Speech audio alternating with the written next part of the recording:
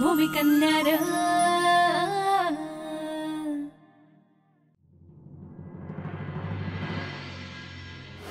का मी ग्रामपंचायतला जाऊ.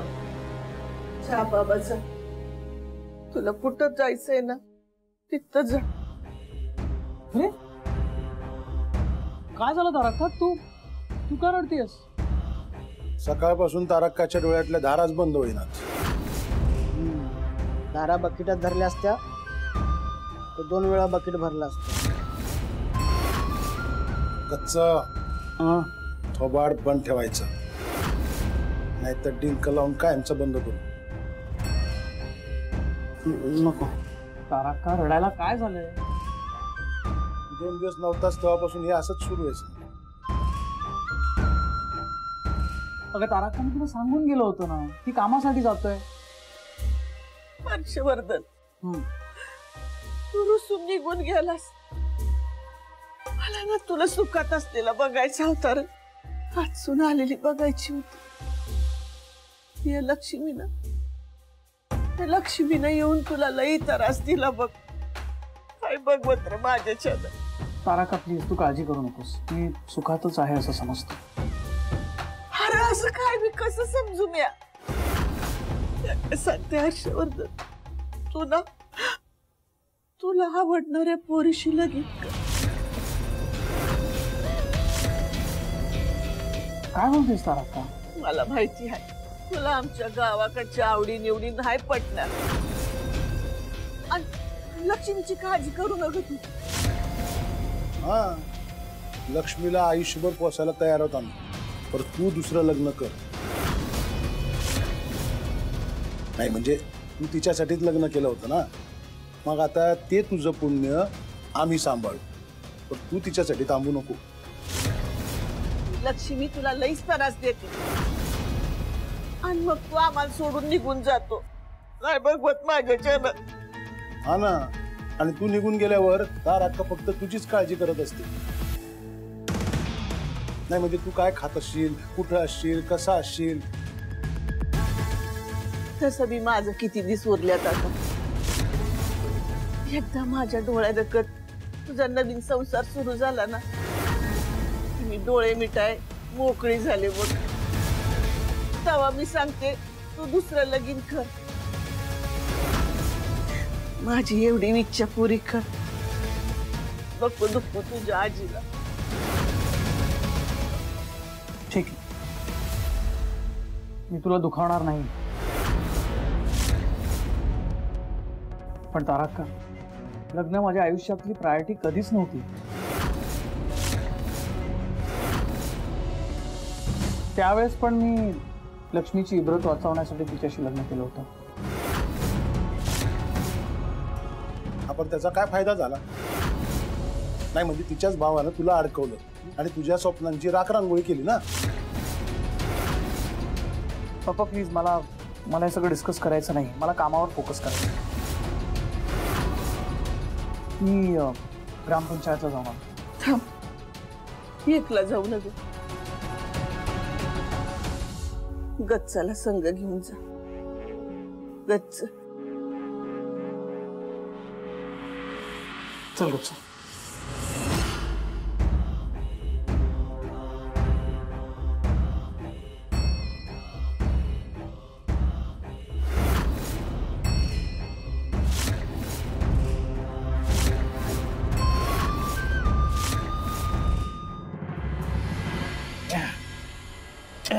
नीट सांभाळ ना.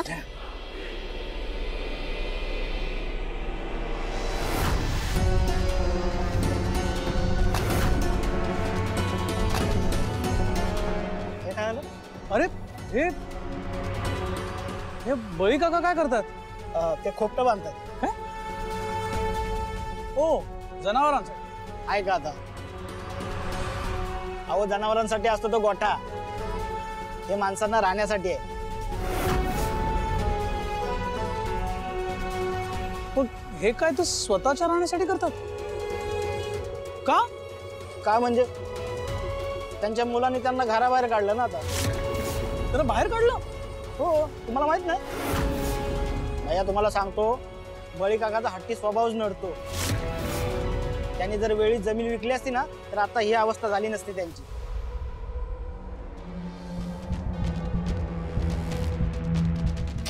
हाय का अहो अहो जरा बघून करायचं ना. गच्च तू घरी जा, मी आलो. आपण भैया मी बोललो ना घरी जा, बोललो ना एकदा. चल जा. ठीक आहे जातो. किती काय करता तुम्ही, रक्त आलंय ना. दादा, आलं थांबा ना. जरा.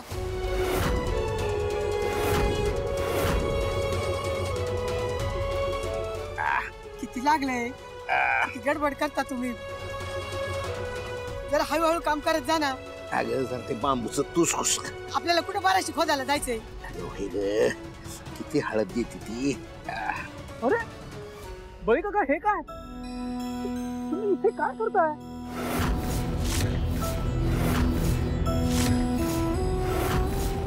तुम्ही इथं कशी काय? तुम्ही इथे का राहायला आलात? कस का म्हणजे असंच असंच म्हणजे असंच कोणी शेतात राहायला येतं का? नाही हो, ते गुरंढोरं असतात ना, ते नासधूस करतात हो शेताची. मग लक्ष ठेवायला नको होय, म्हणून राहतो आम्ही इथं. मला तर गच्च म्हणाला की महेंद्रने तुम्हाला घराबाहेर काढलं. हे खरं आहे का? नाही हो, असं काही नाही, काही नाही असं. ते सगळं राहू द्या, तुम्ही चला माझ्या बरोबर माझ्या घरी. तुमच्या घरी? हो. नाही नाही जावई बापू, मला इथं शेतातच बरं वाटतं. इथे अहो ते तुमचं झालं, पण तुमच्यामुळे ह्यांना त्रास होतोय ना, त्यांना सहन करावं लागतंय. त्याचं काय? अहो नाही नाही, तिला बी काही त्रास नाहीये, आम्ही ठीक आहे इथं. बळी काका अहो प्लीज असं करू नका. तुम्ही माझ्या बरोबर माझ्या घरी चला. इथे ऊन पावसाचं तुम्ही कसे राहणार? इथे चिखल आहे सगळी. अहो आम्हाला सवय हो. बळी काका तुम्हाला लक्ष्मीची शपथ, तुम्हा दोघांना माझ्या बरोबर घरी यावं लागेल. चल.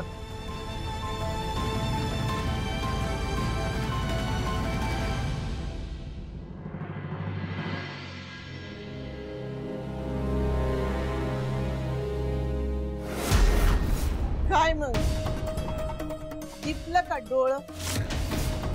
दिपलं म्हणजे डोळ्यापुढे अंधारच आलास.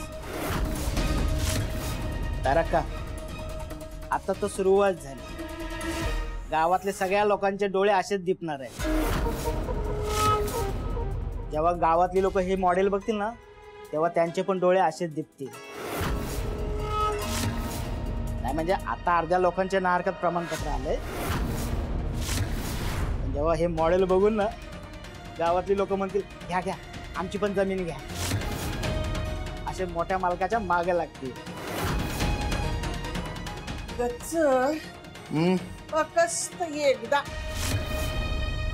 एकदा ग्रामसभा लावाय पाहिजे.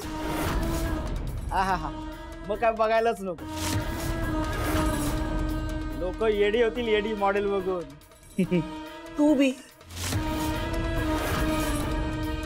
हे असलं मॉडेल बघून आणि 4 पैसे बघून दिपणारातले डोळे नाही तो माझे. नाही म्हणजे काहीतरी प्रॉब्लेम असेल मग तुमच्या डोळ्यात. चेक करा. माझे डोळे एकदम बरे आहेत,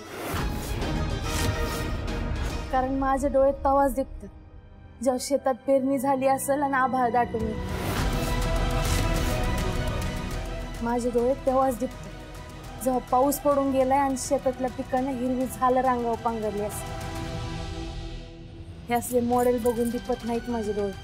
होय काय? बर आता तुम्ही जे काही शेताबद्दल बोलत ना झाल्यावर झुलत, ते सगळं शेत गायब होणार आहे.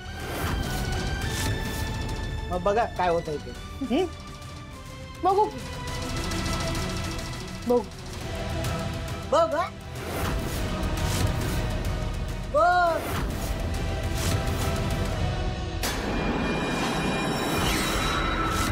काय? जे तुमच्या मनात आहे ना ते तारकाच्या हातात आहे. म्हणजे तुम्हाला लय वाटत असेल ना कारखान्यावर पाणी फिरावं, पण ते तुम्हाला जमणार नाही. म्हणून तारका पाणी फिरवणार आहे. हा तारका टाक टाक. का कशासाठी? तुझं डोळं दिपवण्यासाठी. हा डोळे दिपले बघ तारका. टाक टाक तारका टाक. टाक टाक टाक. लय मजा यायला लागली. टाक. नाही तारका, काय आहे? मी याच्यावर पाणी टाकून हे खराब करणार, बर नाव तुझ्यावर येणार. लॅपटॉप सारखं तुम्ही लॅपटॉप टाकला होता ना पाण्यामध्ये, हर्षवर्धन भैयाचा लगेच विश्वास बसत. आता तारका पाणी टाकणार आणि नाव तुमच्यावर येणार. तुम्ही लाख सांगाल की हे तारकाने केलंय, पण त्यांचा विश्वास बसला पाहिजे ना. कारण काय माहितीये का? हर्षवर्धनचा त्याच्या आजीवर नुसता विश्वासच नाही, जीव बी आहे. टाकू? नाही तारका, नका टाकू. नक्की मी जर असं काय केलं तर काय होईल? तारका, असं काही करू नका प्लीज. गच्च, अरे हाडाचा शेतकरी घाबरला की र.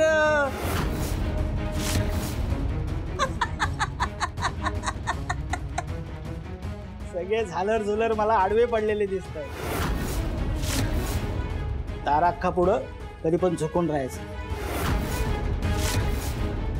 दोऱ्यात नाही राहायचं. या बघ, हर्षवर्धन लई दिवसांनी घरी आलाय, तेव्हा त्याच्यासाठी खायला काहीतरी चांगलं चुंगलं कर. गच्च. हे सगळा मेनू कार्ड लिहून आणला या.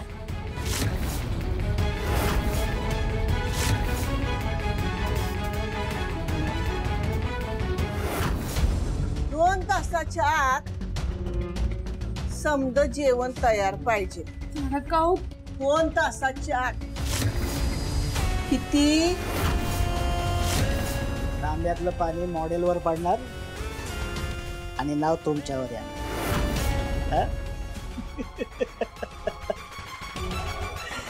किती?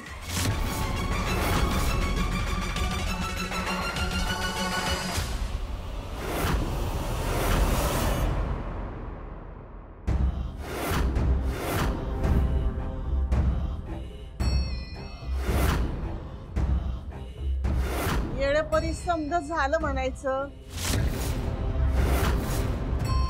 या आधी दिली होती तसं झालंय का नाही?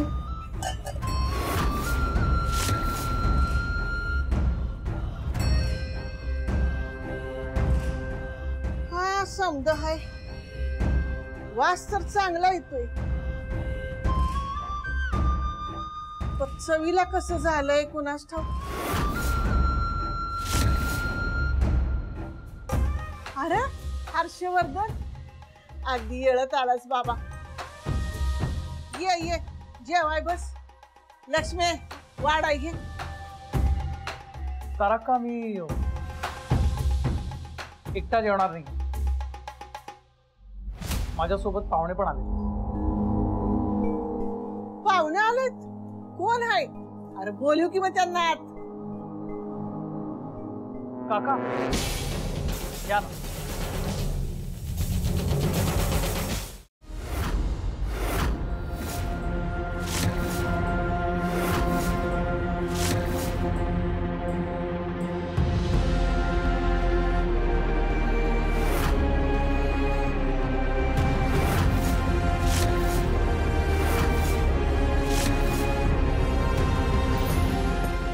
मला वाटलं कुणी बाहेरचे पाहुणे आहेत. येता गावातलेच आहेत की. महेंद्रने यांना घराबाहेर काढले.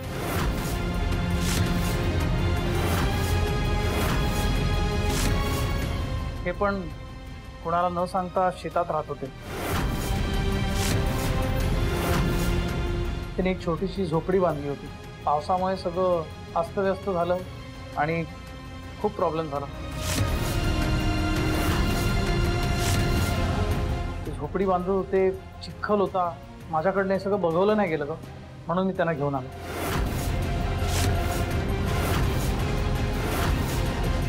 महेंद्रनं ह्याला घराबाहेर काढलं. अरे देवा, स्वतःच्या जन्मदात्या पोरानं त्याच्याच घरातून बळीला बाहेर काढलं व्हय? त्याला लाज वाटली नाही व्हय असं करताना? त्यांच्या चांगुलपणाचाच फायदा घेतो. पण काय बी झालं पण 4 बुक शिकलेला आहे महेंद्र. त्याच्यातून बळीच्या संस्काराखाली वाढलेला आहे ना.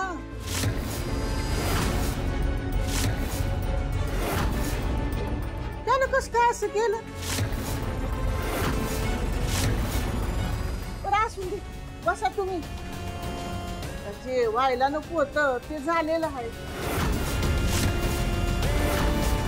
आता झालं, काय करायचं त्याला? म्हणूनच मी त्यांना माणुसकी म्हणून घरी घेऊन आलो.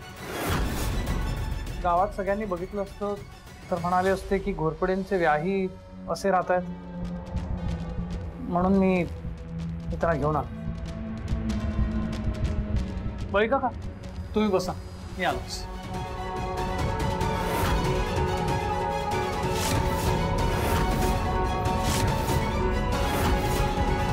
माझ्या घरात राहायला याची हिम्मतच कशी केलीस तू?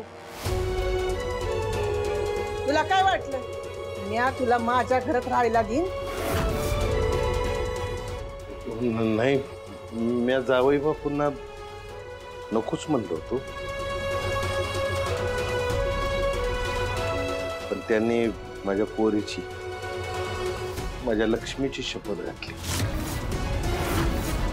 त्यामुळे मग. आणि तू आला. तुला काय वाटलं तुझी शपथ मोडली असती, तुझी लक्ष्मी काय ढगात गेली असती व्हय?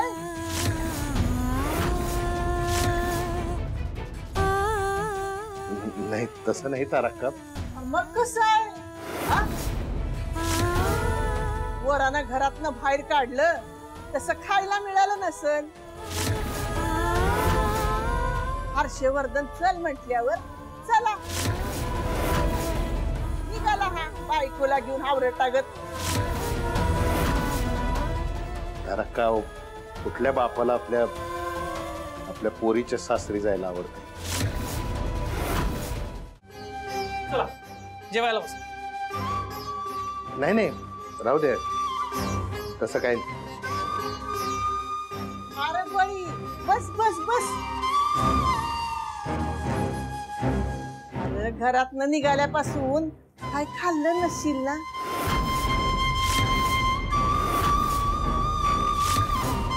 भूक लागली असल, बस. नाही नाही, नको, काय भूकच नाही. बळी काका, उपाशी राहू नका. अरे बापानं लगीन झालेल्या पोरीच्या घरात पाणी बी प्यायचं नसतंय, माहितीये मला. पण तू जेव, न लाजता जेव. बस बस की. अरे आता तसं काय उरलं नाही र, बस तू. बळी काका, तुम्ही कसलाच विचार करू नका, प्लीज प्लीज बसा. अहो नाही, नको. हर्षवर्धननं एक बरं केलं, तुम्हाला दोघांना घरी आणलं. लेकीनं आज लई छान बेत केलाय बर का. तशी लक्ष्मी चांगला स्वयंपाक करते म्हणा. बस बस बस, लक्ष्मी वाढाय घे. बळी काका, प्लीज बसा तुम्ही.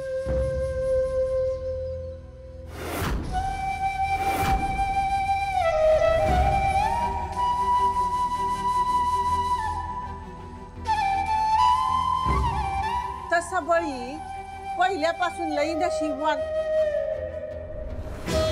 पोरं कशी बी असून दे, पण ह्याच्या नशिबात ना लई भली भली माणसं आली.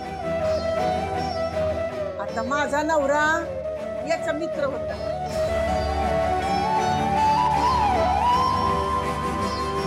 आणि माझा नातू याचा जावई झाला. म्हणजे नशीबच मानायचं नाही का तुझं? जेवा